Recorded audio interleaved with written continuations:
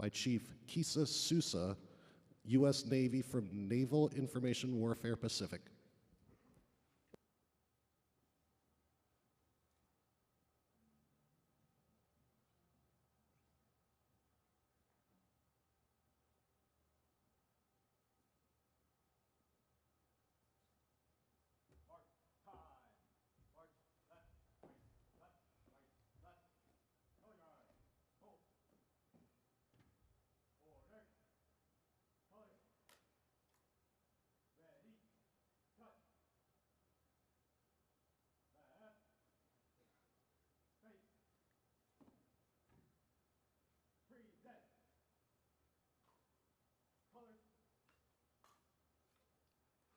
Oh, say, can you see by the dawn's early light what so proudly we held at the twilight's last gleaming, whose broad stripes and bright stars through the perilous fight o'er the ramparts we watched were so gallantly streaming, and the Rockies rang glare, the bombs bursting in air gave proof through the night that our flag was still there. Oh, say, does that star-spangled banner yet wave o'er the land of the free and the home of the brave?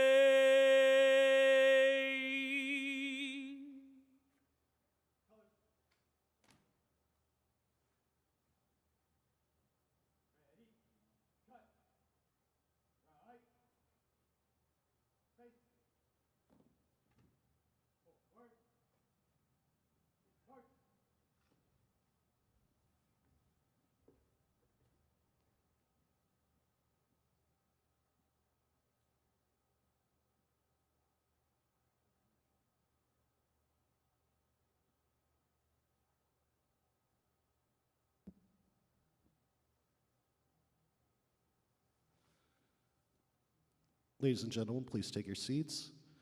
At this time, please join me in welcoming to the stage Vice Admiral Peter Daly, U.S. Navy retired, Chief Executive Officer and Publisher of the U.S. Naval Institute.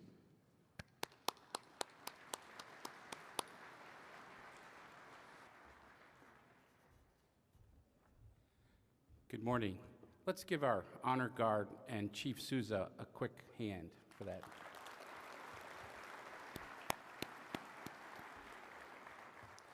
So good morning, I'm Pete Daly, CEO, Publisher, Naval Institute, and on behalf of the Naval Institute and FCA International, we welcome all of you to West 2020. Our conference theme is, Are we ready to confront great power competition? And the subtext could easily be restated as, do we have strategy, resources, and execution properly aligned? This is such an important moment to bring the leaders of the sea services, the thought leaders, other senior uniform leaders, corporate, and many of our retired community together to look at the issues that face us today. The town hall discussion with the service chiefs is always one of the highlights, and I can't think of a better place to start than right here. And we're pleased to have the support of Lockheed Martin as our sponsor for this keynote event, and I would like to now call Jim Sheridan from Lockheed Martin up to the stage to say just a few words before we kick off.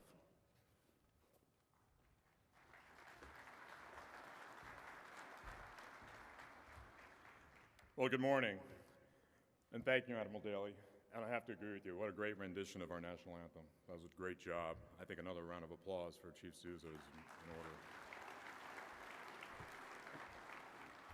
So I'm honored to represent Lockheed Martin at AFCEA and the U.S. Naval Institute's West 2020 conference. I'm always impressed with the conference agenda and its ability to attract the highest level of speakers from across the armed forces and the steady growth in our attendance, as you can look around and see in this room. I have to say that all the defense industry trade show events I attend, this town hall is the event that I look forward to the most. Hearing directly from the Sea Service chiefs helps attendees understand and respond to pressing needs across the sea services. As Pete mentioned, this year's theme is, are we ready to confront great power competition? The theme is incredibly relevant and aligns with the National Defense Strategy and the recently released FY21 budget request. As the adversaries work to erode the technological advantage of the United States, our sailors, Marines, and Coast Guardsmen must be prepared with next-generation capabilities that address these evolving threats. At Lockheed Martin, our employees use the phrase, "Your mission is ours," to describe the why behind what it is we do. It reminds us that our customers' missions come first. Knowing the work we do plays a role in supporting Navy, Marine Corps, and Coast Guard missions is a tremendous motivation and point of pride for each and every one of our employees. So on behalf of Lockheed Martin, thank you all for attending today's town hall, and a special thanks to Admiral Schultz, General Berger, Admiral Gilday, and Secretary Work for spending their precious time today to share their perspectives and insights with us. Thank you very much.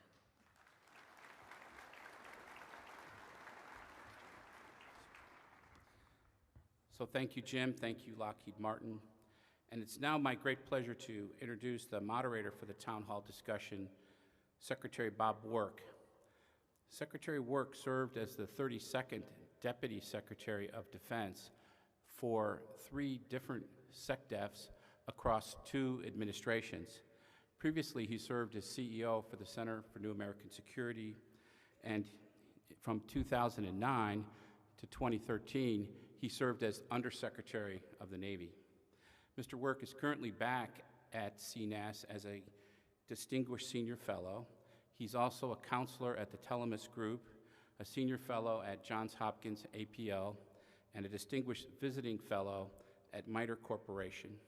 He served 27 years on active duty as a Marine officer across a wide range of positions, including command of an artillery battery and an artillery battalion. We at the Naval Institute are very proud that he is currently the chair of our board of directors. So let's give a warm welcome as I invite Secretary Bob Work, Commandant of the Marine Corps General Dave Berger, Chief of Naval Operations Admiral Mike Gilday, and Commandant of the Coast Guard Admiral Karl Schultz to the stage.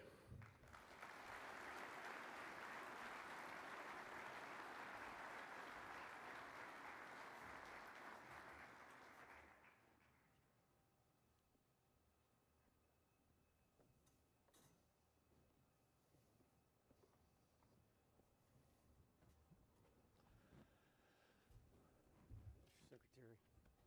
Always good. Hey, how you doing, Commandant? I'm great, sir. I'm good. All right, Commandant. Sir. Michael. Mike. Hoorah. Mr. Secretary. Well, thank you for that kind introduction, Pete, and good morning, everyone, to the kickoff session of the 30th Annual West Conference. We're blessed to have all 3 of the top leaders of our sea services here today. This is unusual. It's harder to get all 3 of their schedules aligned than it is to get 3 carrier strike groups aligned. But we have from my right, your left, Commandant Schultz, Commandant of the Coast Guard. He's been in his job longer than any of the 3 senior leaders, becoming the 26th Commandant of the Coast Guard in June 1st, 2018. And you take a look at his career, and I'm not an expert at all in Coast Guard careers, but as you read it, you say, okay, I get it. This is a Coast Guardsman through and through.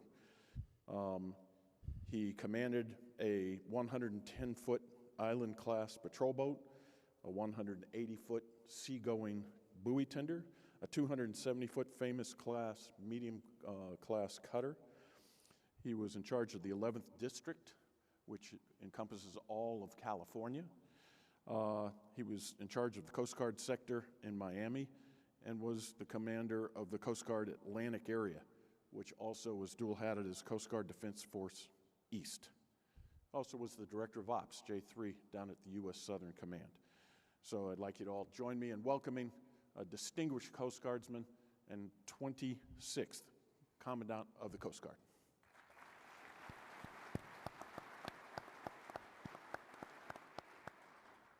Admiral Mike Gilday. He became the 32nd CNO back in August of 2019. U.S. Naval Academy graduate as a SWO. And if you take a look at his career as a SWO, and it's quite remarkable. He served on the Chandler, which was a kid-class destroyer, the USS Princeton, which was a Tycho.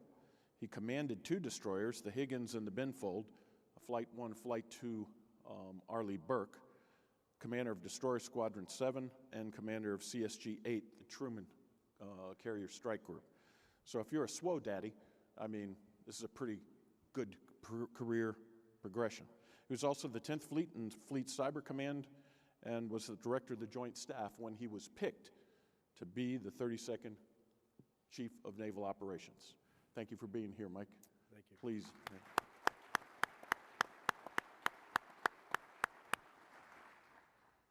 The General Dave Berger is 38th Commandant of the Marine Corps, and he was assumed his job within about a month of Admiral Gilday on July 11th, 2019.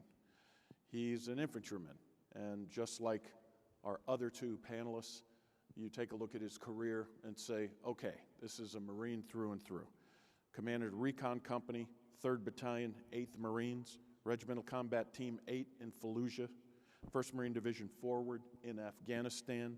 He was in charge of the MAGTF Training Command at 29 Palms, commanded the 1st Marine Expeditionary Force, Fleet Marine Forces Pacific, and was the commanding general of the Marine Corps Combat Development Command when he was picked as the commandant. Hoorah, pretty serious. You know, I'm a Marine too, so not as good as a Marine as a commandant. But thank you for being here, Commandant.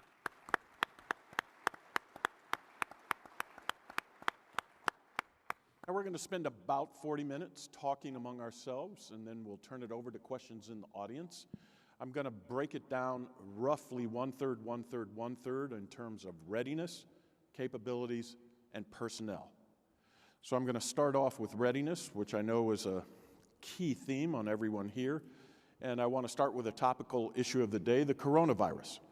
And as you're answering, I'll use my, since I shook all your hands, I'm going to take the opportunity, and I'll pass this around. But has the pandemic affected fleet operations and training in any material way? I noted that PAC Fleet has said there's going to be a 14-day delay between any port calls. I know some exercises have been canceled, but I don't know how many. So I just wanted to start off, if you could give the audience just a real quick kind of overview on, do you see it having an impact yet? Why don't we start with the Commandant and come this way? Sure, I'll tell you this, Secretary. First off, for the Coast Guard, our people and interfacing on the waterfront and the regulated maritime community, this is a significant issue. You know, sitting in DHS, this is one of those places where you say, why wouldn't you have the 5th Armed Service and now 5 of 6 armed services, maybe in DOD? This is one of those places where it makes perfect sense.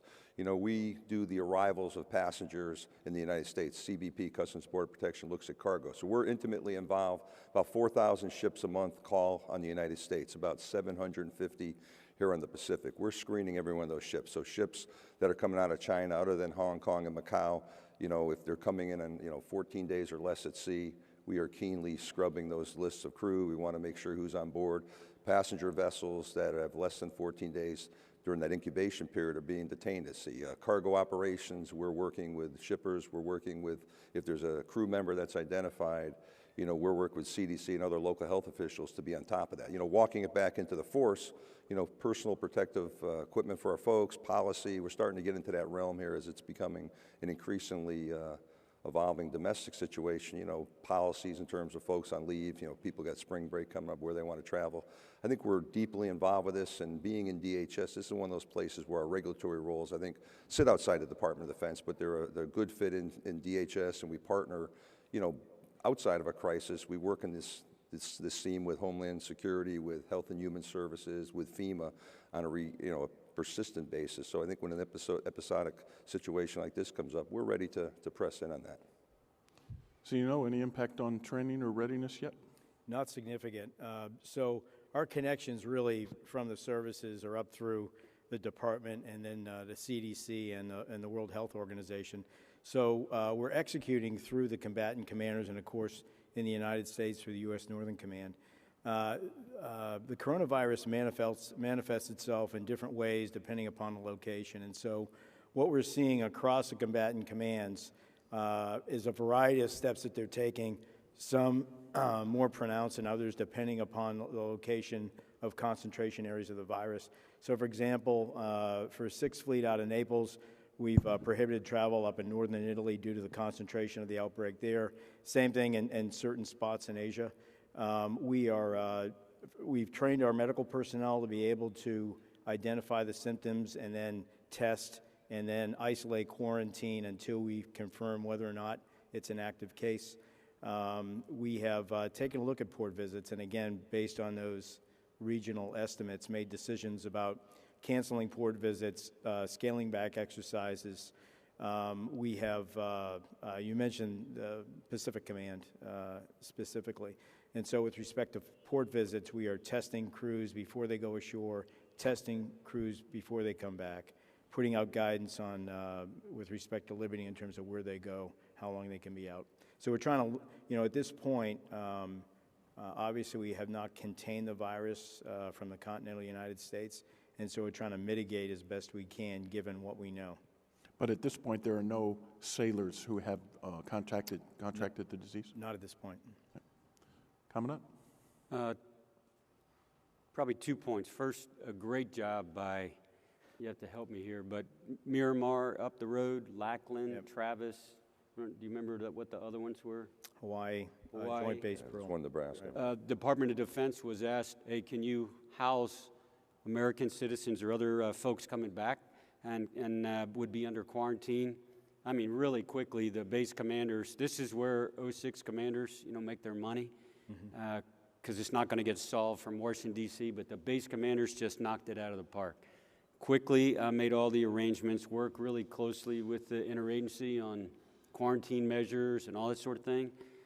I didn't hear, I don't know about y'all, but I didn't hear one hiccup in all that. I'm sure there were, but that's a tribute to the quality of the base commanders. Outside, I think the biggest impact so far has been on the command post exercise in Korea, which had to be tailored way back because of the spread of the disease. Does that impact readiness? I think that's a great question for General Abrams. You know, he would be the best judge of that. But for us, trim down that. But on the other hand, like Cobra Gold exercise that went in Thailand, we went full up in there. So like he said, Admiral Davidson's published really good guidance, as has the European Command Commander, Southcom Commander. They've all published really detailed guidance. So far, not a big impact. Great. And no Marines have No. been affected, and no Coast Guardsmen or women? All right. In my view, I was in the department as a senior political official for 4 of the 5, what I'll call the BCA years, the BCA sequestration years. And in my view, the way you have to look at this is during these 5 years, we had more force structure than the budget we were allocated. In other words, we knew it. We made a conscious decision not to cut force structure. It was a hard decision because the force structure was too big for the budget we had. At the same time, the force structure was too small for what it was being asked to do. original thinking in the 90s, excuse me, was if you got into the first war, you would start to pare back on presence operations around the world so that you could maintain readiness for the second major combat operation or major theater war or however, whatever you wanted to call. But we didn't pare back. And then, I don't know, I mean, I remember the term reset and reconstitution. After we left Afghanistan or stopped combat operations, we were supposed to take time to reset the force, which we knew if you have, too much force structure for the budget you have, and it's not big enough for what it's being asked to do, the place where it impacts is readiness. You really start to pare away readiness rapidly.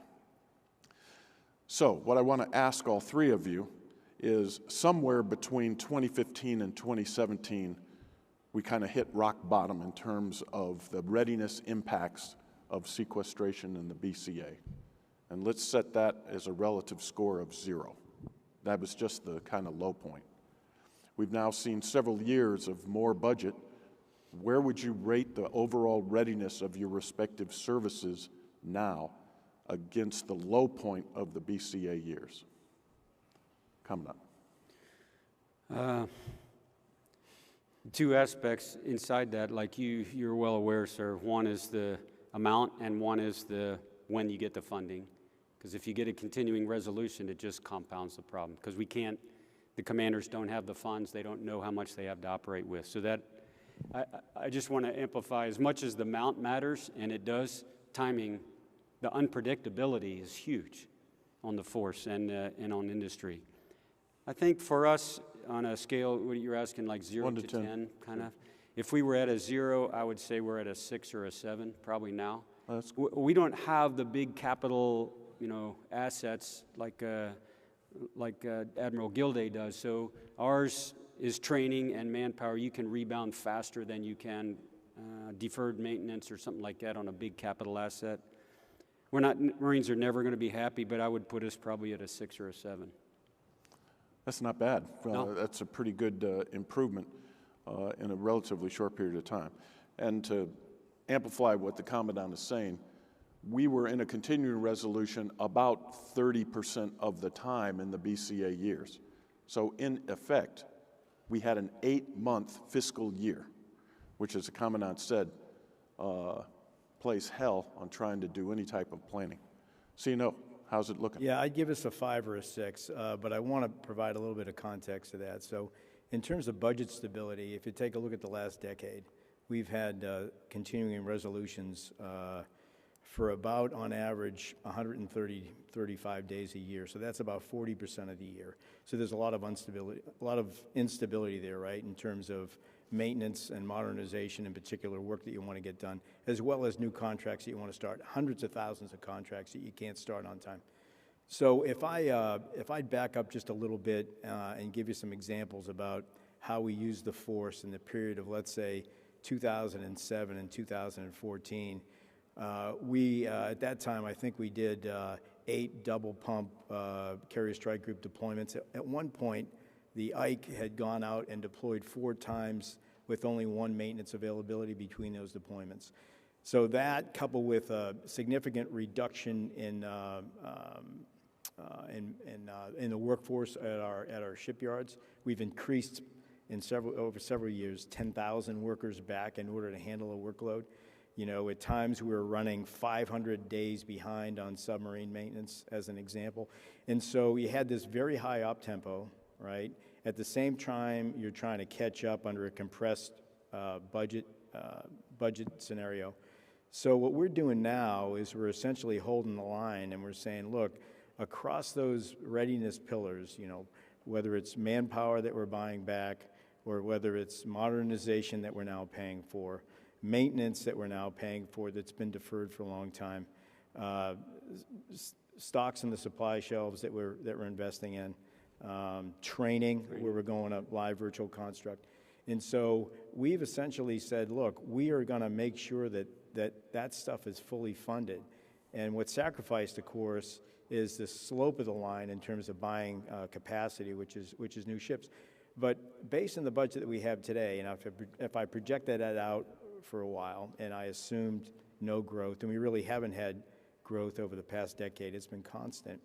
We can really afford a Navy of between 305 and 310 ships. Right now, we're at 295. And so if you want a fleet that's going to be ready, capable, and lethal, you got to make those investments, rather than a bigger fleet that's less ready, less capable, less lethal. So a long answer to your question, but we are still feeling the ramifications of op-tempo, of challenges that we've had in shipyards with respect to a workforce. And that maintenance piece is really the key piece in terms of capital ships, in terms of getting them out and ready to go. Thank you. Commandant? Yeah, let me start. I think where the nation's Coast Guard should be would be about 5% annual operations support growth and approaching a $2 billion major acquisitions capital account. That's what it takes to have a healthy Coast Guard. If I answer your question about the score, I would put us probably at the 3 or 4 level. But there's some encouraging news here coming out of the 20 cycle and going into the 21 budget cycle.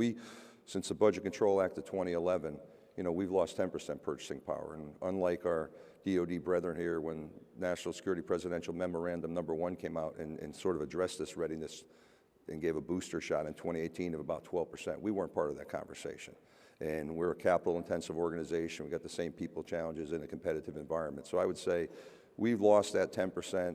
20 budget gave us about 4.5% positive growth. 21, the budget's presidential submission builds on that. I'm encouraged. My number one priority, Bob, coming in the job has been really big R readiness. I talk readiness every single day. It's incumbent on me to take that narrative to the Hill, to take it to the Department of Homeland Security, take it across the river as we support the combatant commanders. So I'm encouraged. I think we've got to continue to beat that drum. We're a workforce where 40% of our enlisted men and women went to 20 years yesteryear before blended retirement system, 60% of our officers.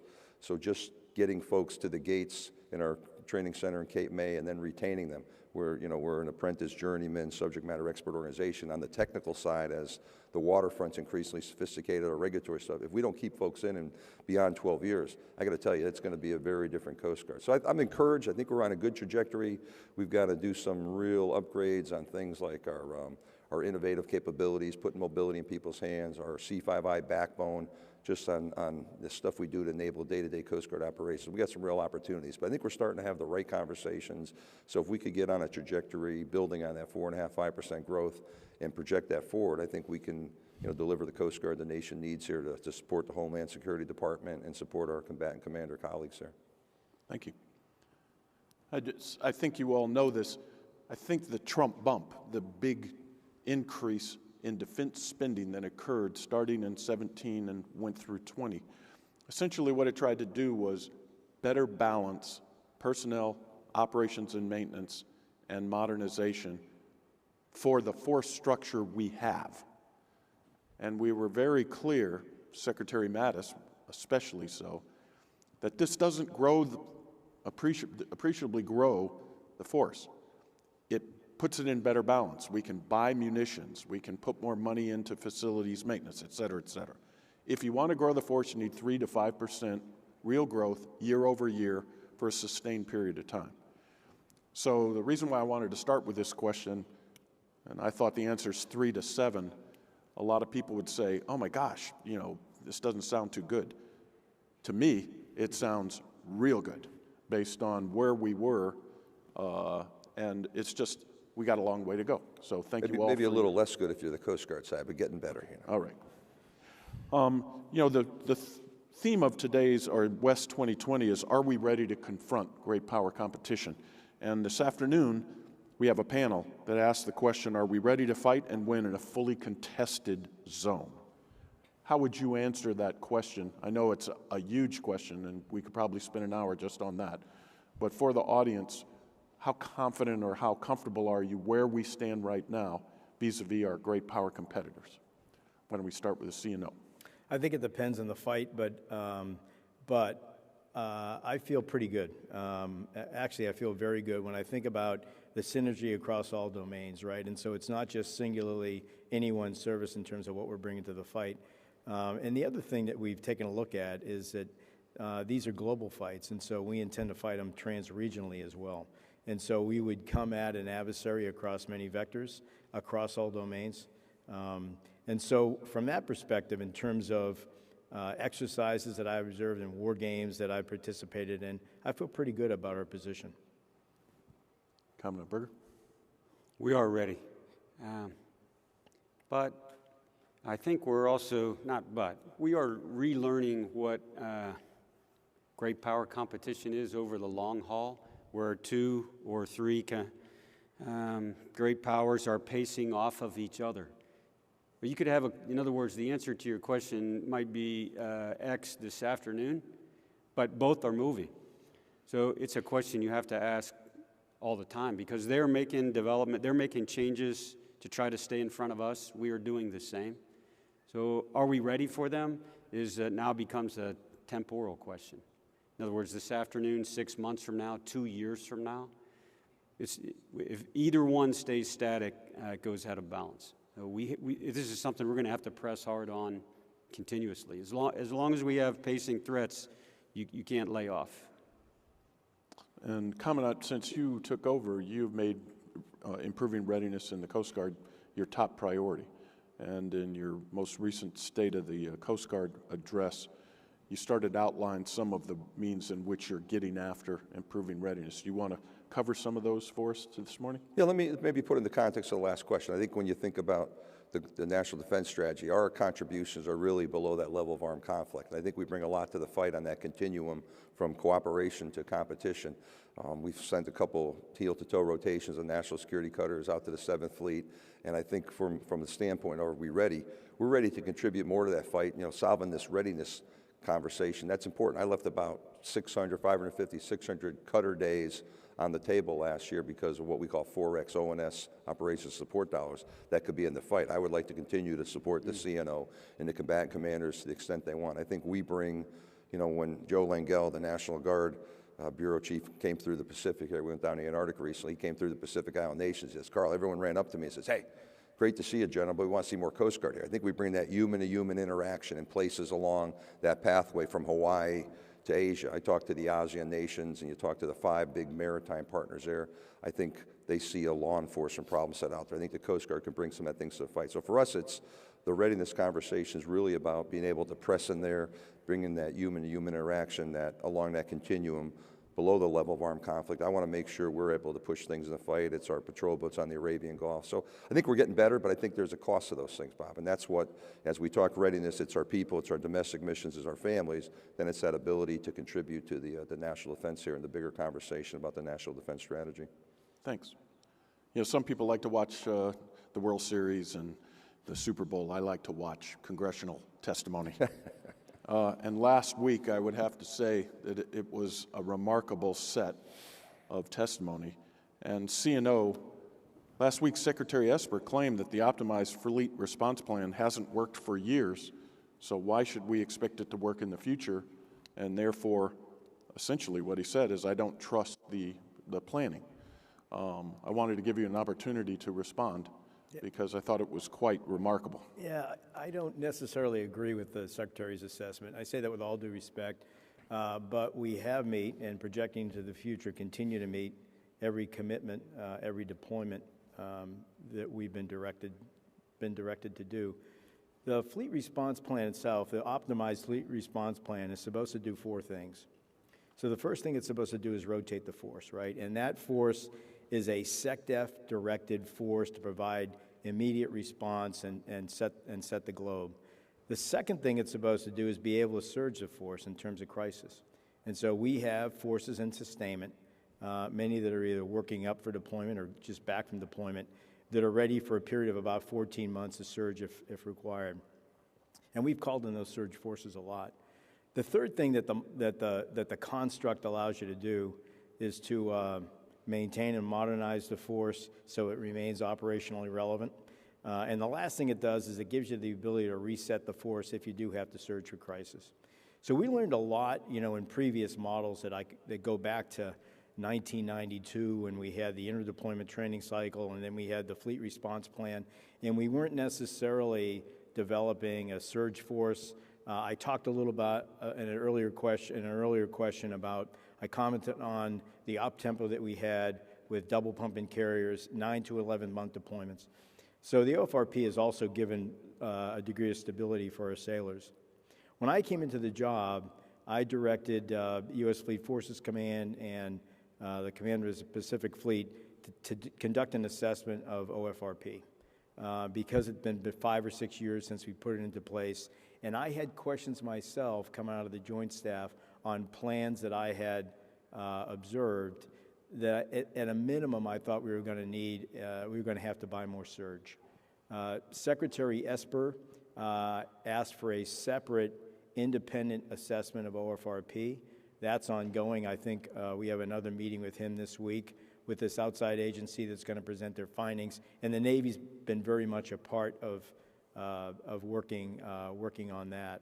I think at the end of the day, what we have to do is understand what the Secretary of Defense really wants with respect to either increased presence today or increased surge, or a combination of both of those.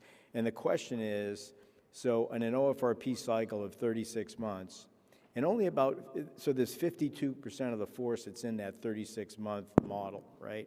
That 36-month construct. SSNs, Ssbns, your FD&F forces, your military SEAL forces are not in a 36-month cycle.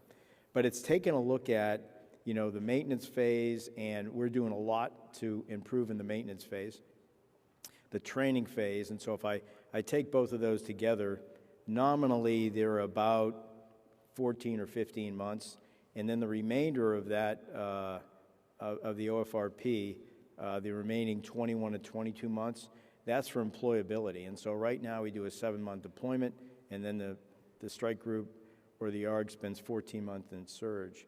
If we want to change how we deploy in that, within that 22 months, we can take a look at that. We can take a look at the cost of that, right? And not to drag this out too long, but the paradigm has completely changed with the NDS in terms of how we identify what we need in terms of capacity-ready forces. And so before Secretary Mattis signed out the NDS, it was a demand-driven model based on what the COCOMs wanted. And they were never satisfied because we just didn't have enough to go around.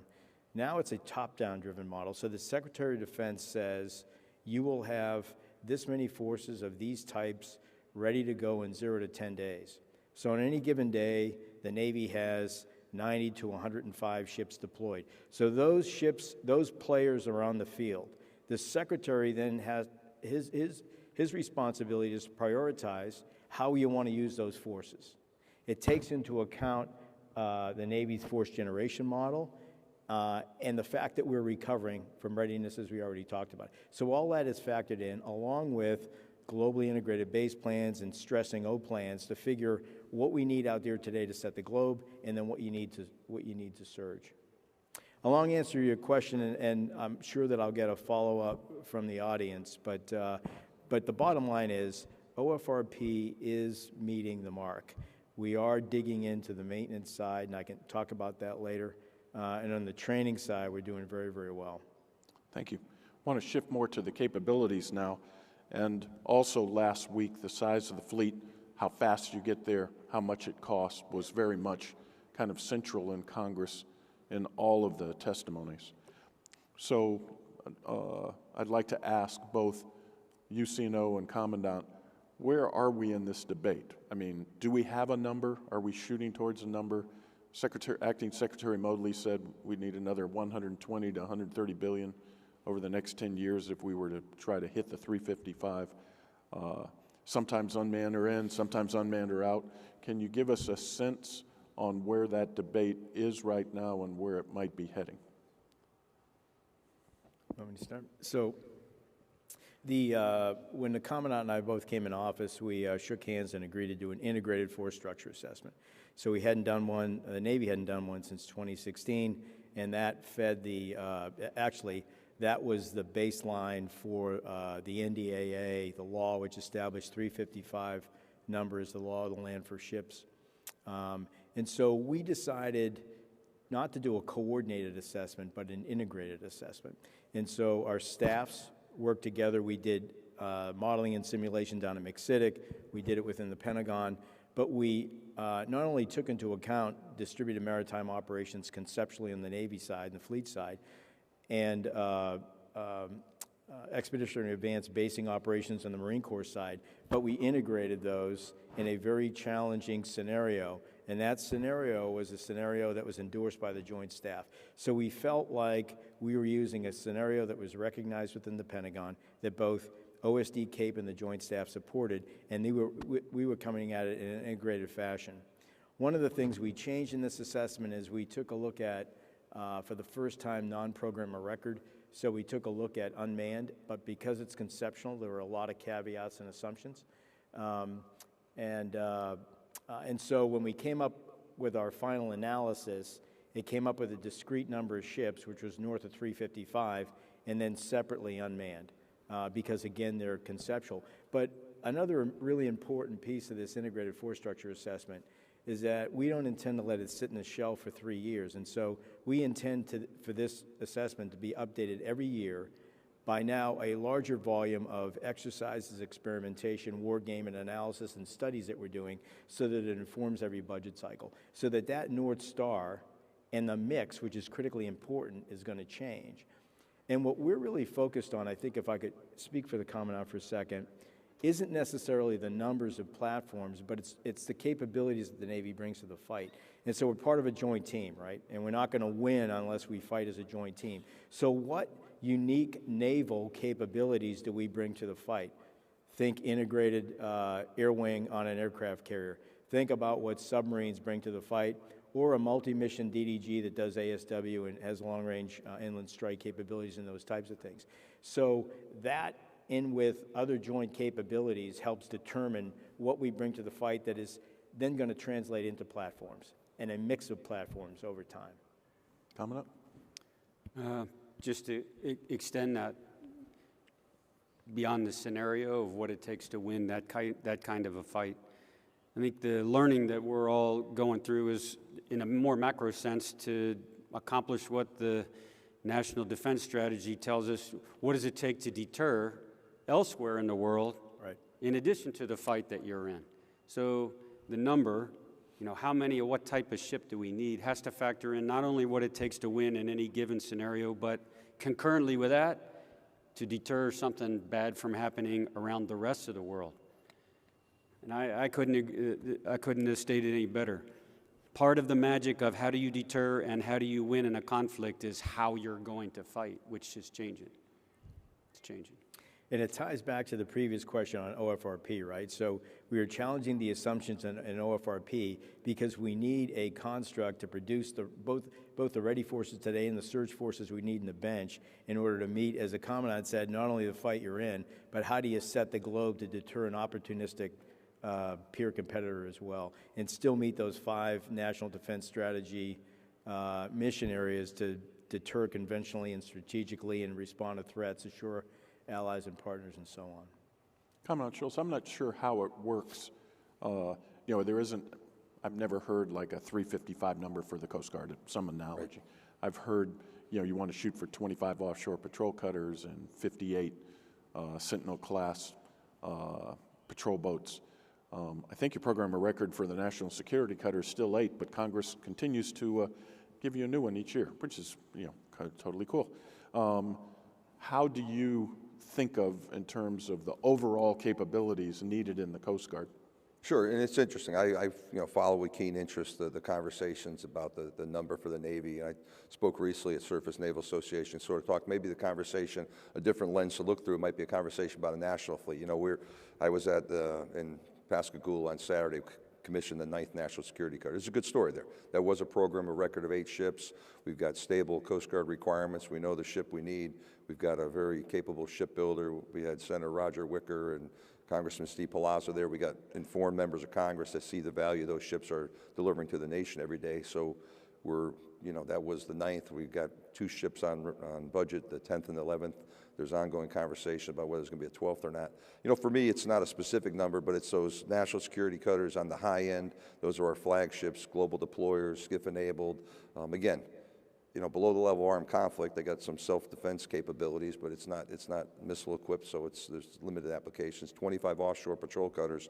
That's going to be a 360-foot ship. Similar capabilities, not quite the speed or air search radar, but that's a global deployer. And I look at what do those 36 plus ships contribute to the fight. We just awarded the contract back in April last year for a polar security cutter. That's going to be a roughly 460-foot ship to reach the high latitudes on both ends of the world. And we just got production underway. We're doing detailed design. Still on that first ship, cut steel next year. The 21 budget includes funding for production on number 2. So I think the conversation's hopefully building to 3. We're having a conversation about what a medium icebreaker. So I don't have a number in mind, Bob, but it's amount of capability. I look at it from effect. What effect is the Coast Guard trying to have? And then do we build the fleet towards that effect? We're also looking to step out on some number around 36 waterways commerce cutters, supply the nation's waters, enable the 45,000 federal aids to navigation. We're building out domestic program of record of 58 fast response cutters. We took the acceptance on the 37th. We're sending 6 over to support Mike's 5th fleet over there on the Arabian Gulf here on the maritime security mission. So there's not a specific number. It's really how much capability the Coast Guard needs to do our organic Coast Guard missions and then contribute to the joint force. I would just add, though, the trend, clearly, we're going to need more unmanned. We're going to need more smaller, lower signature capable ships that can fight dispersed. We know the trend lines are really clear. Mm-hmm. I want to pull on this integration string because both of you brought it up, and I want to hit you last, Commandant, because there's a very interesting article written by a Marine infantryman about how the Coast Guard might integrate. But in your initial Frago CNO, in an 8-page document, you mentioned integration 7 times. If anything, Commandant, in your Commandant's planning guidance, I mean, you pushed integration even further. Can you give the audience a sense, where is this headed? It's kind of ill-defined. I mean, other than the fact that we want to integrate, I think everybody thinks that's a great idea.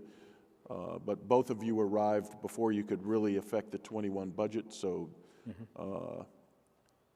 now there's a canvas open for you. So can you kind of paint the canvas for the audience on where you think this integration is going to go? I'll start if you want. For me, it goes back to 2016 to 2018 timeframe, driven by a series of war games and exercises when I was in Hawaii with Not So Swift and Shags O'Shaughnessy, Admiral Harris. Each war game, or at least it could have been before I got there, but every single war game for those 2 years, the conclusion was, if you're going to maintain an advantage over a nation like China, then you're going to have to operate in a different way than you are right now. And the different way, in other words, the different way is integration. It is the asymmetric advantage that the U.S. has. The ability to operate, 1, combined arms, but 2, as an expeditionary naval force, no one else is close. So push the limits on that maintain that margin of advantage that you have. So it wasn't out of emotion. It was driven purely by logic. The results are the same every time. Keep fighting the same with the same warfighting concept and the same capabilities, the outcome is going to be the same. We have to change.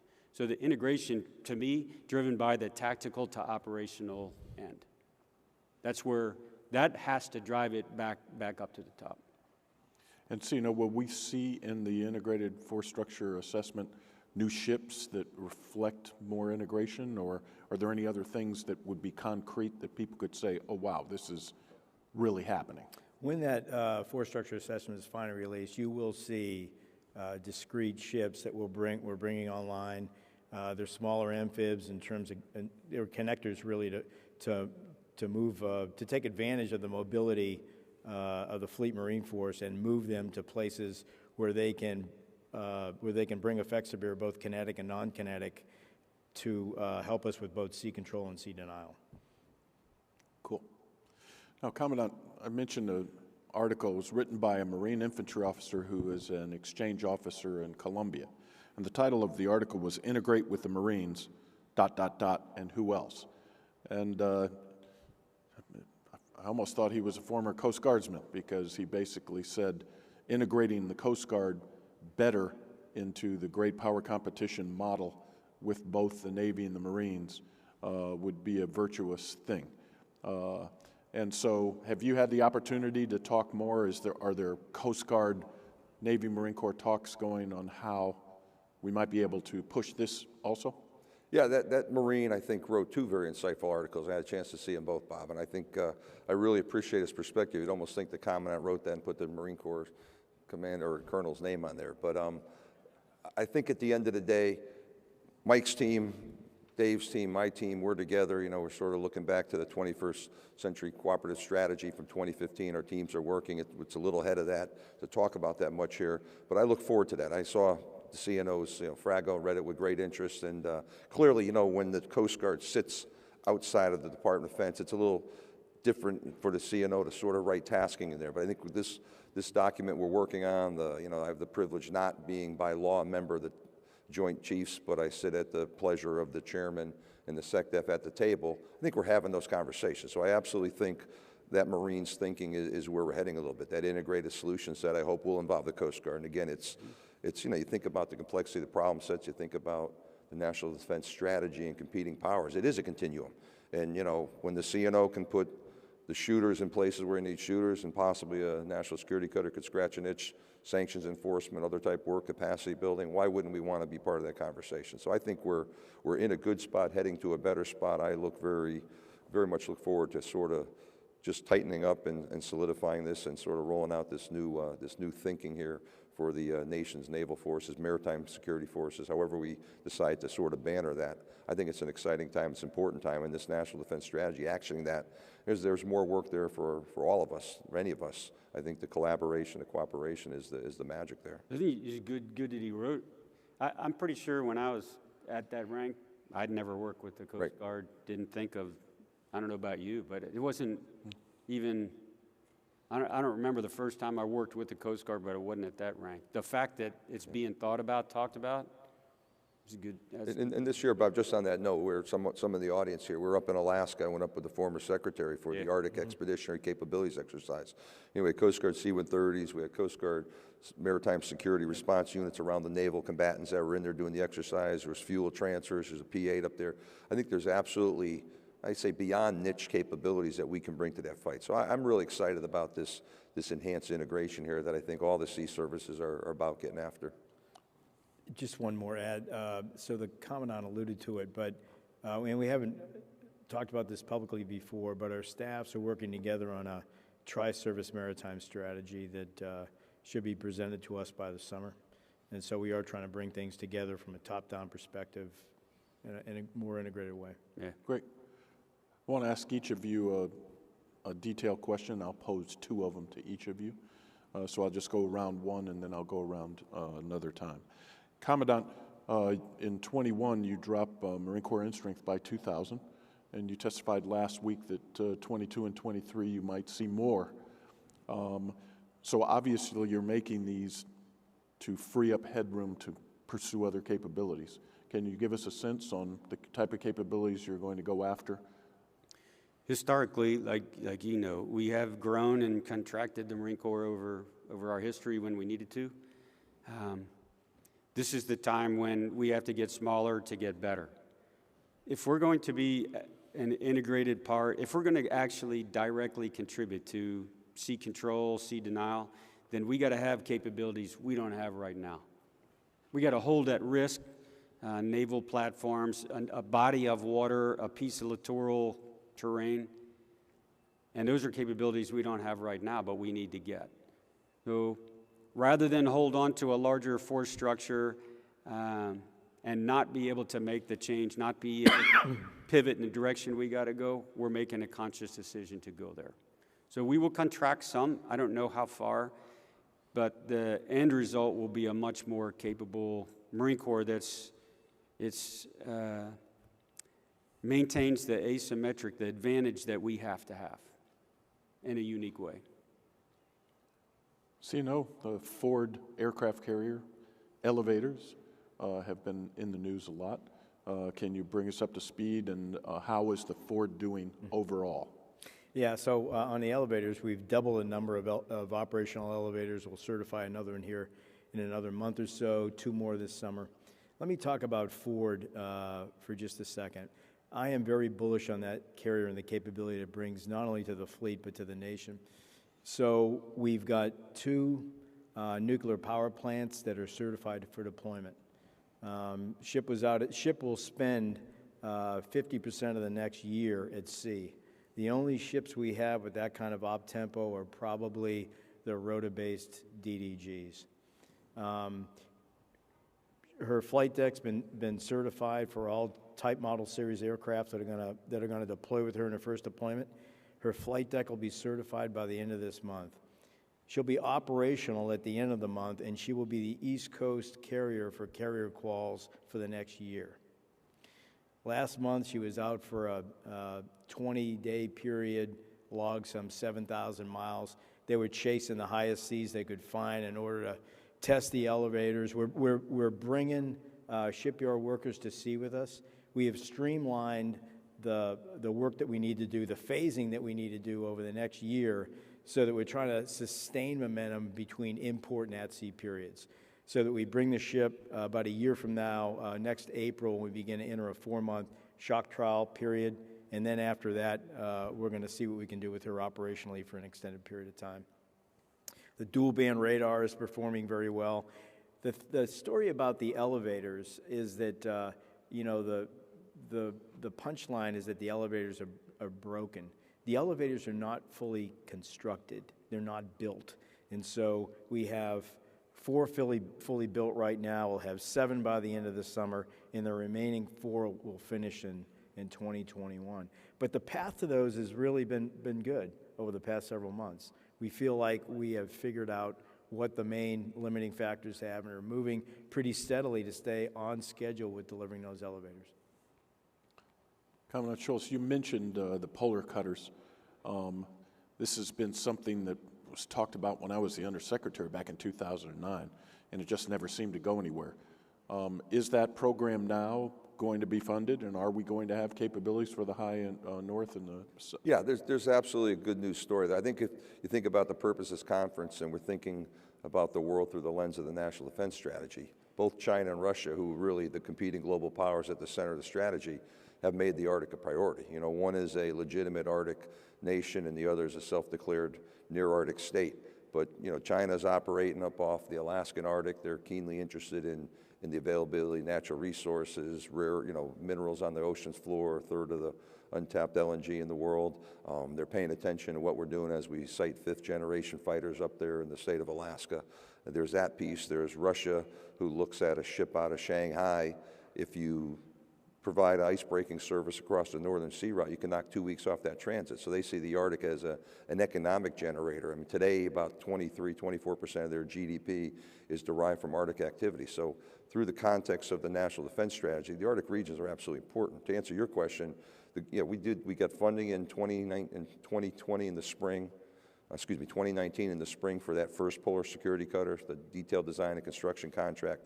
So that's a good start to that. But we're chasing China. China will have more ice-breaking capability as a self-declared near-Arctic state than the United States government by 2025. You know, they have a ship they got from the Ukrainians, a Snow Dragon 1.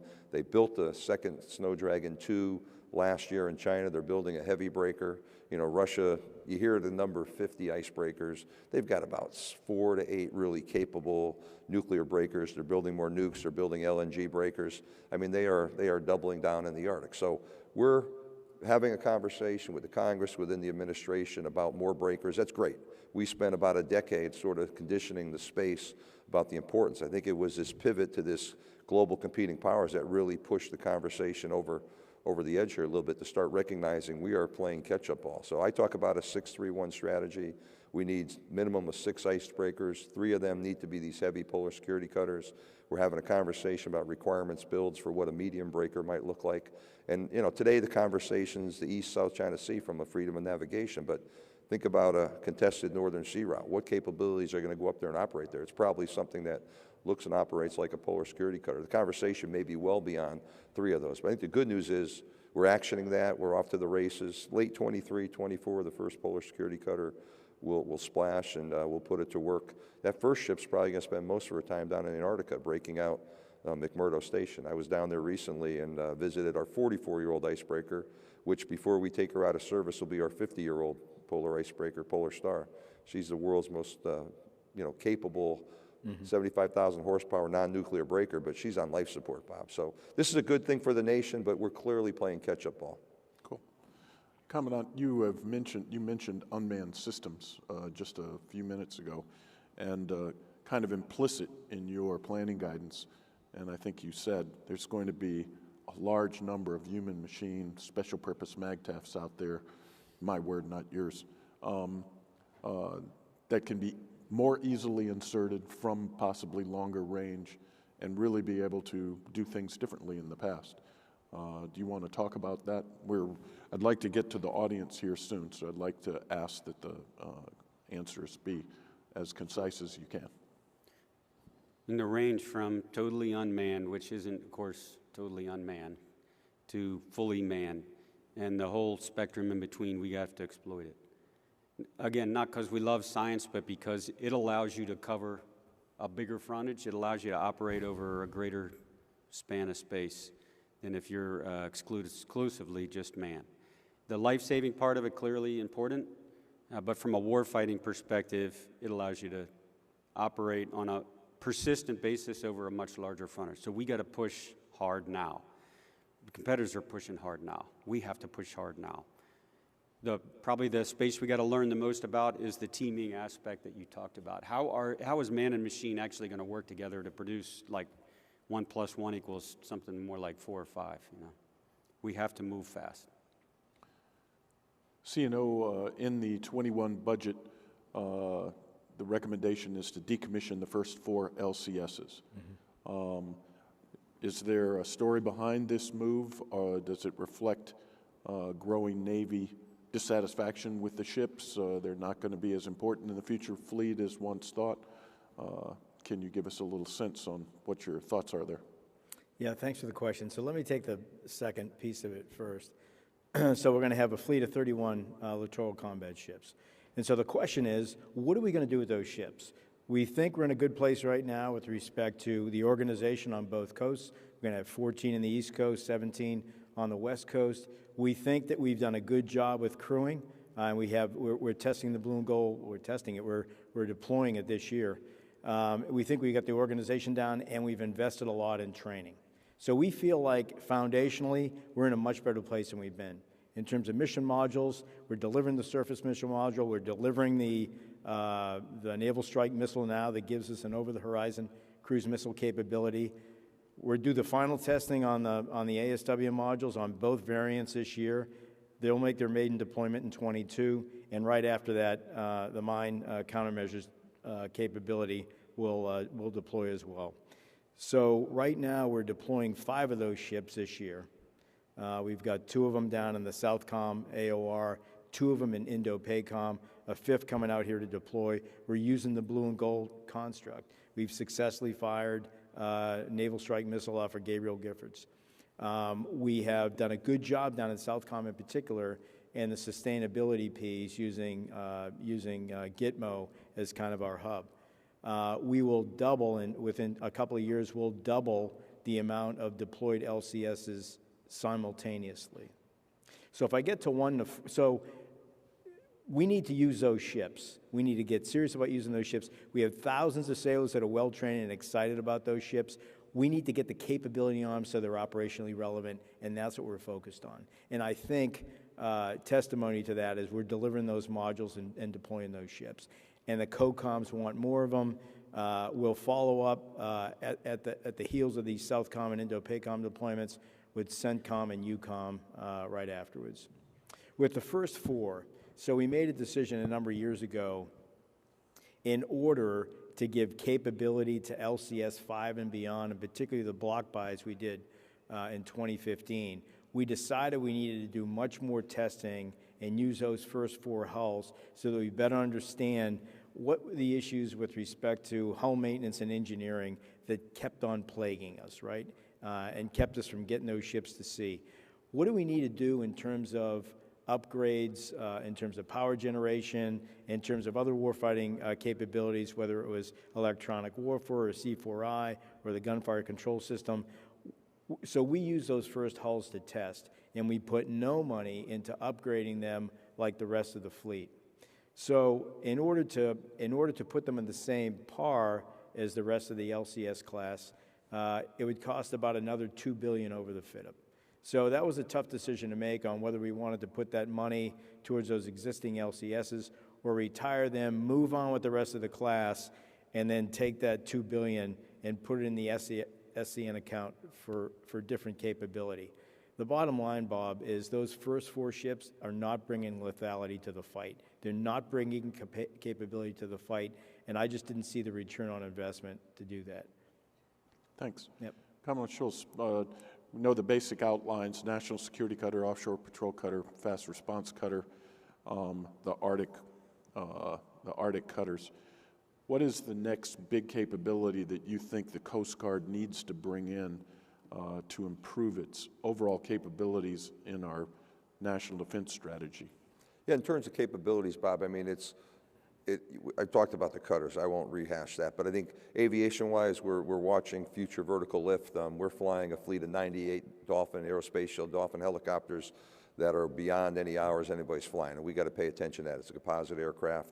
We'll be flying them north of 30,000 hours. Our MH-60s, Sikorsky birds, we need to probably drive down that fleet of 98 Dolphins and take our fleet of 45, 46 MH-60s and drive that up as we sort of look down the road on what our DoD colleagues are doing with future vertical lift. I think that's important. We're missionizing our C-27s. We got 14 C-27Js in a swap with the U.S. Air Force and the Fire Service with some old H models, and we're putting the Minotaur platform on board, so we'll have commonality with our CBP Air Marine colleagues within DHS, with our Navy and other colleagues, defense colleagues. That's a good story there. And then we're bringing on board C-130Js. We've got the 17th came in the budget last year. We're building out to a program of 22. So I think it's continuing the momentum on the surface capabilities. It's precedent on the air capabilities. Keenly, the readiness thing for me, though, really, Bob, it's the people. It's in a competitive environment where less than a third of Americans, 28, 29%, are eligible to serve. I got to go find about 3,700 of them every year. My DoD brethren are bringing in about 1,000 every couple of days. So it's really, having those, we get the same entitlement, the same pay. But things like tuition assistance, I fund that at 50% because I'm constrained on the O&S top line. It's training, it's professional development. That's where we got to really, as we drive up our readiness and get on a good trajectory, I think we remain a more competitive employer. Thank you. I'm going to be shifting over to questions from the audience. So those who want to pose a question, you can head up to the microphone. But I want to ask the CNO one other question. I read that... It's a bonus question. This is a bonus question. I read that one of our P-8s was lased by a Chinese ship. I wanted to know, is it true? What actions have we taken with the Chinese? And do we have the protective gear for our pilots who are operating in the Western Pacific against these kind of attacks? It happened. It's the first time we saw it happen from that type of PLAN ship. We do have protective gear on board for the for our pilots, and importantly, they're also trained to deal with it. But it is I can't confirm it is the first time we saw it. We have the U.S. government's demarche the Chinese. Thank you. All right, who's first?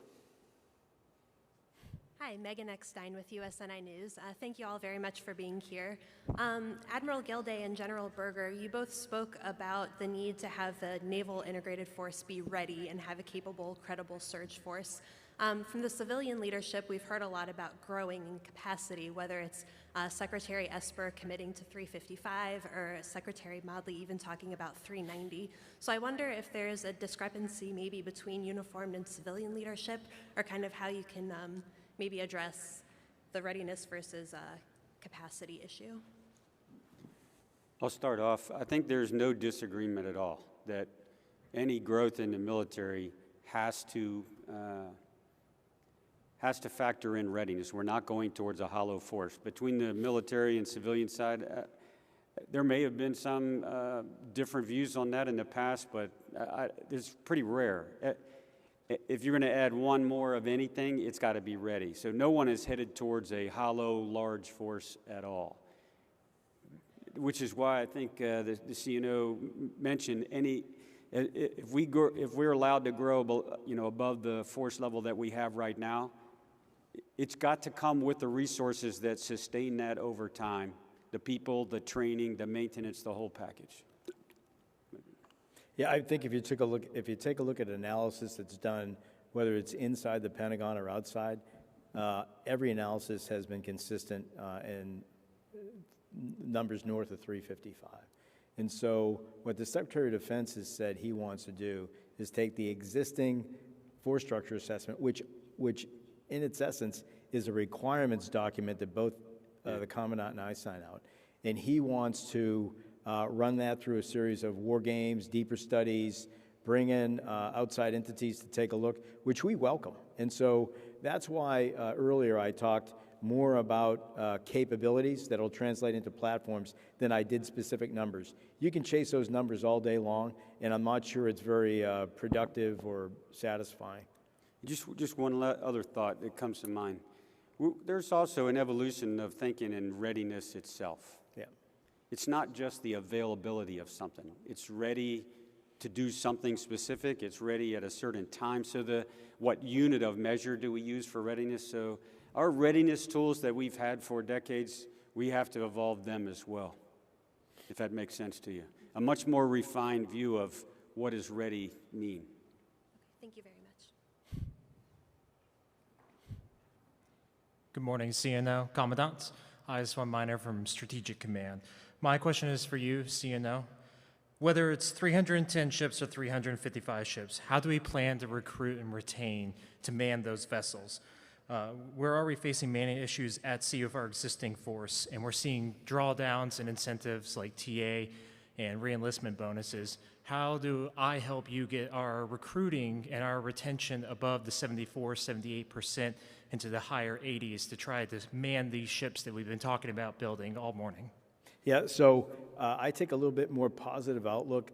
So the 78% retention is above our benchmark.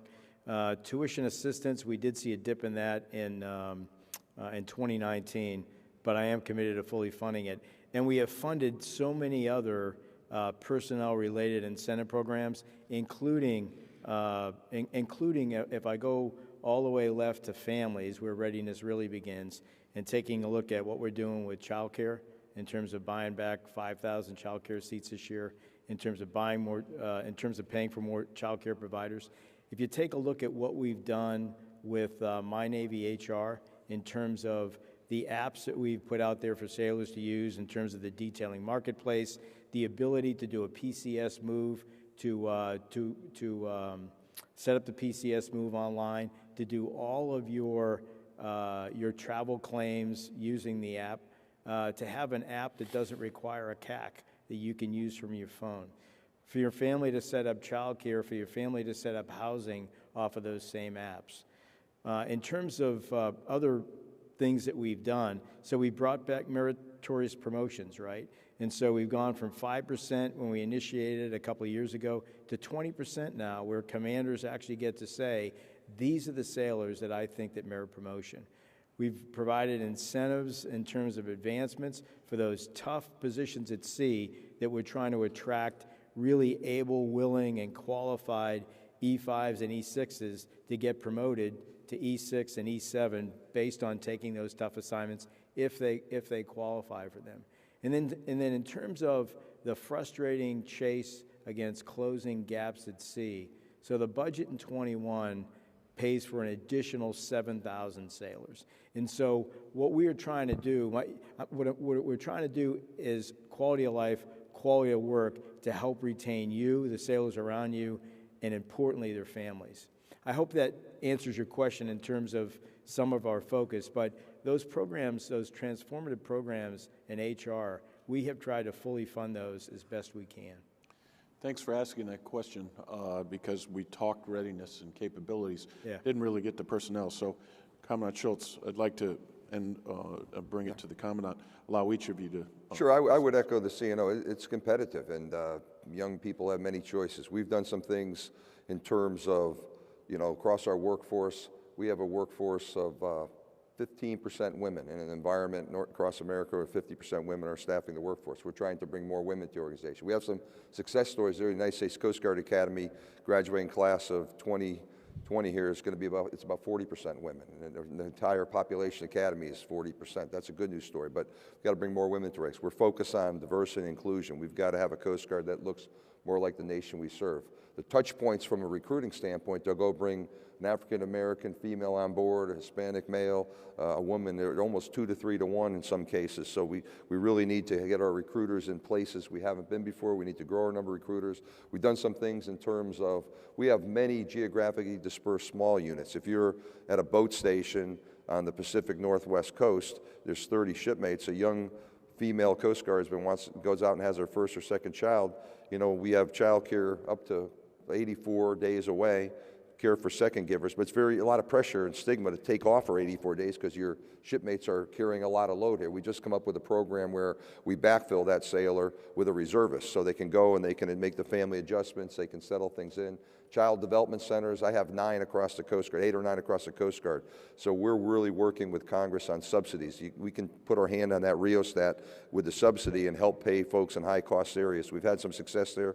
We're looking to continue to press that conversation. So it is a competitive environment. We're trying to do some different thinking. We're trying to have more permeability in the workforce. I think it's cyber ratings. We're training most of the cyber professionals here in North America in the armed services. How do we keep them in? I think we got to think about permeability from active to reserve to private sector to back in.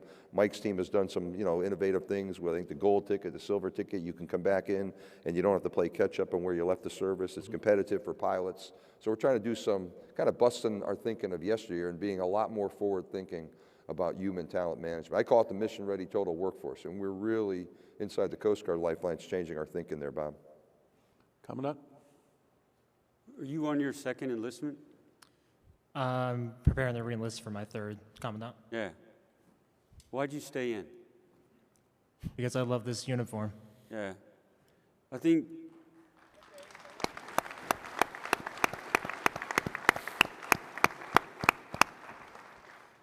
we need to pay attention to that.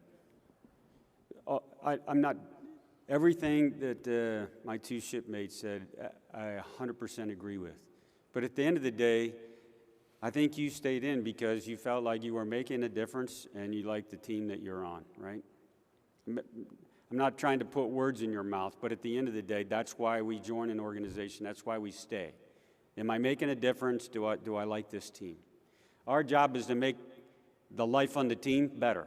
All the things that they said, so that it's not a choice between having a family or having a career. We have to do everything humanly possible to make that team better. But at the end of the day, the other half is still true. Are you making a difference? So if we're not making it possible for Coast Guardsmen or soldiers or Marines, if they don't feel like they're making a difference, we're going to lose them. We're going to lose them. Because they're not going to stay for money. They're not going to stay for other. They have to stay because they're making a difference. Because what they do matters. What you do matters, right? You're protecting the nation. This is what we do. Thank you, Petty Officer. Thank you all. Next one. Good morning. Thank you all for being here. My name is Mallory Shelbourne with Inside Defense. Admiral Gilday, you mentioned a new tri-service maritime strategy. I'm wondering if there's any additional details you can share on what that might look like and how the sea services will use that moving forward in conjunction with the National Defense Strategy. Yeah, so it'll be informed by the National Defense Strategy, but I can't provide any additional details yet. The teams have been working on it for about 2.5, 3 months, but we haven't seen any of those results yet. And you said this summer you're expecting to complete it? We expect to see something in the summer based on that work. And when do you think the public might see something? Good question. Probably shortly thereafter. Thank you so much. Gentlemen, thank you for your time this morning. Lieutenant Commander Vantries, VFA 192 Operations Officer. This question is directed primarily at Admiral Gilday, and it relates directly to personnel, but certainly impacts long-term readiness. Several communities, including aviation, are facing significant shortages of officers and enlisted personnel during maintenance phase. What efforts have been made, if any, to better utilize the experience and capabilities of our reserve sailors to augment our active duty force, enabling more opportunity to train to and maintain an increasingly complex tactical edge and improve quality of life during maintenance phase? Yeah, so the answer to properly manning our ships is not to bring reserves in to fill those gaps. We're looking at, fully manning to the numbers that we're supposed to have on our ships a full year out for when they're going to begin training. So this is well into the maintenance cycle. And so that's what we're cited on. And so how do we change the way we're rotating the force in order to make sure that we're properly filling all of those gaps? Some of those are just a question of quantity of sailors. And so again, I go back to a point that I made in the last question about putting more money to manpower so that we have sufficient amount of well-trained sailors to fill those positions. Commandant Schultz, Commandant Berger, do either of you want to jump in on? Great. The only thing I'll add in that, and just from a reserve standpoint, not a maintenance standpoint, we're a reserve of about 7,000. At one point, we were authorized up to 10,000, never got above 8,100. We are doubling down on our Coast Guard reserve. We've got to make more active duty members that leave the service for whatever reason. Maybe it's a change in life, a working spouse, elderly parent. Jumping into the reserves has got to be a preferred choice. And right now, we're losing in that space. So we're doing some things, first time in more than a decade, tuition assistance for our reservists, not just our reservists on active orders, but tuition assistance for reservists. Hopefully that's a plus. And then, someone leaves active duty, we put them at a port security unit. 6 months later, they deploy for 9 months. That's not the model where they want to be. So we're really taking a hard look inside the Coast Guard at our reserve programs. I think we got some exciting things coming out here in the coming months. Thank you, gentlemen. We have about 5 minutes, so these will be the last two. Rick Easton, retired SWO. First of all, thanks very much for an excellent panel this morning. My question is for Admiral Gilday. CNO, sir. If I understand it, I think the 2021 shipbuilding plan or report to Congress was put on hold as the budget was submitted. Do you see that being submitted or later, or will that be replaced by the force structure assessment? And then I know that Secretary Modely talked about, and I probably have the words wrong, but burning midnight oil to find several billions of dollars. How is that initiative to help the reinvestment, particularly I think in the shipbuilding plan, but how is that initiative going, and where do you see that outcome? Yeah, thanks for the question. So on the shipbuilding plan, the question really is whether it's going to be informed by the 2016 force structure assessment or whether you use the integrated force structure assessment that we just finished to fully inform it. And so, as the Secretary of Defense said, he wants to take a deeper look at the integrated force structure assessment and then make a decision on whether or not that informs the shipbuilding plan. And so, in due time, he's indicated that when he's satisfied, he'll release both. On the second piece about the Secretary's initiative to find money in the inside, so publicly, I've said that in order to grow the fleet, we need a higher top line.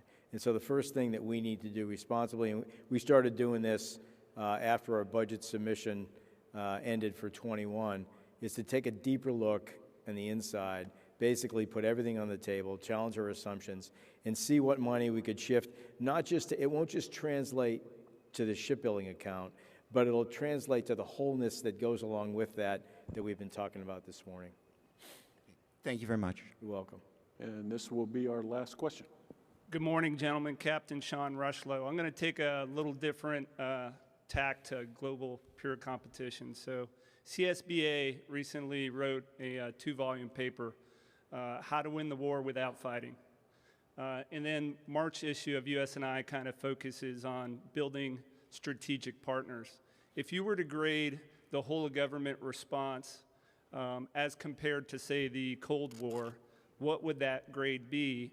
And then what elements of theater security cooperation would you build upon so we have that network of partners? Thank you. You want to start with the comment? So the grade, I didn't think about the grade. I think there's whole of government and the national defense strategy. I think there's tremendous opportunities there. I think we're focusing on, the lethality piece, with the Coast Guard, we're figuring out how we fit under that, that threshold below armed conflict.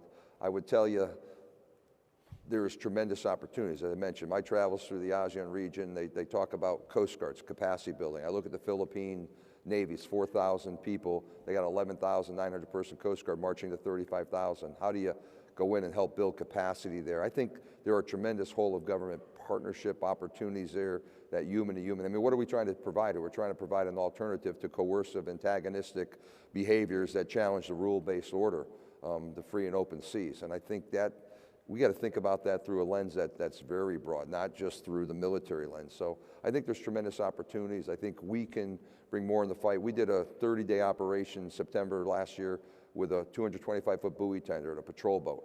And it's called Apa Ayinga, which means family, and we did it around the Samoans, but we offered an alternative. This year we'll be back with a similar mothership, another buoy tender, a couple expeditionary capable patrol boats. We're fielding additional expeditionary patrol boats, fast response cutters in Guam. I think that competition for ideals, Western ideals, I look at what the Kiwis, the Aussies are doing in the region. How do we lash up internationally and whole of government? I think there's some real opportunities to think about this. We got to be ready for conflict, but really we hope to be operating and staying below conflict. It's that competition continuum from my perspective. Sino? I'd give us a solid B. I think it's really easy to be critical. I'm not saying that you are, but it's complex, right? It's not just complicated, it's complex to bring all those elements of government together. If you look across diplomatic, informational, military, economic, you can see, whether you're thinking about Russia or China, you can think about things that we've been doing, whether it's been in the cyber domain with respect to the elections in terms of stuff that we've done both offensively and defensively, with respect to trade and the things we've done economically, in the diplomatic side as well. One important thing about the sea services, I think, is because of our forward presence and because of, navies meet all the time, not just in war, but in peace as well, and Coast Guards, and we work very closely together. And if you take a look at those other elements of the dime, particularly diplomatic and economic, you can see where naval forces play in to reinforce the overall intent of the U.S. government on a day-to-day basis. Commandant? It's really hard to compare two time frames that are and you're not exactly. They're different circumstances. But I think a lot of really bright people in the 50s, 60s, 70s who were focused on deterrence, conventional and strategic, and learned a lot of lessons, and we would be wise to read some books that they wrote. I think today I would agree. To me, the biggest battle going on right now in great power competition, and I would say in Indo-PACOM, perhaps is in the information space. Mm-hmm. All the others are part of it, but it's an area that's hardest to define. There aren't any easy courses to take where you can become an information environment expert quickly. You can't. But that's where the battle is taking place. Last part. Against a competitor and adversary like PRC, where you vacate a space, they occupy. So the persistence part isn't just to be visible and out there with your adversary or with your partners, with your allies. That's key. But void a space against that adversary, they'll be in it tomorrow, convincing the same people in the neighborhood that they're a better partner than you are. We have a lot to learn in the information space, and this is, I'm convinced, decades-long sort of competition. It's not a week, it's not a month. It's long-term. Sure. Thank you, gentlemen.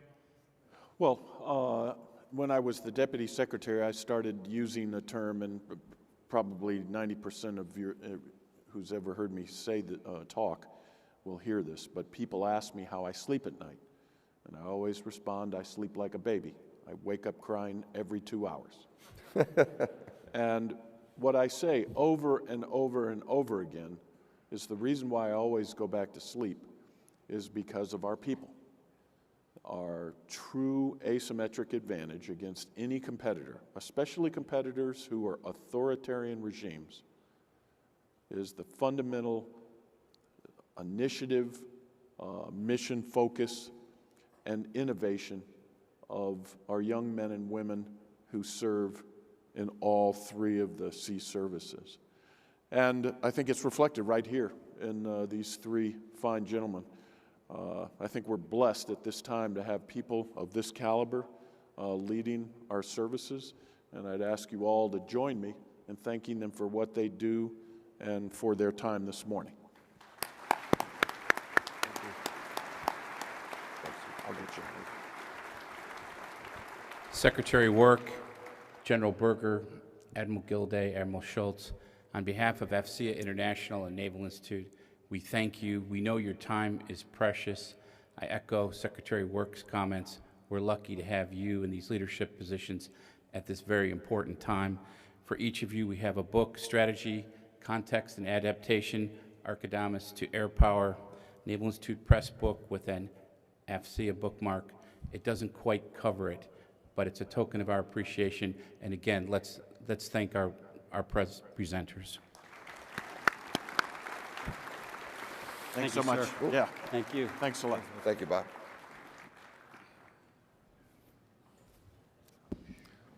Ladies and gentlemen, we now move into a networking break in the exhibit hall, sponsored by Riverbed.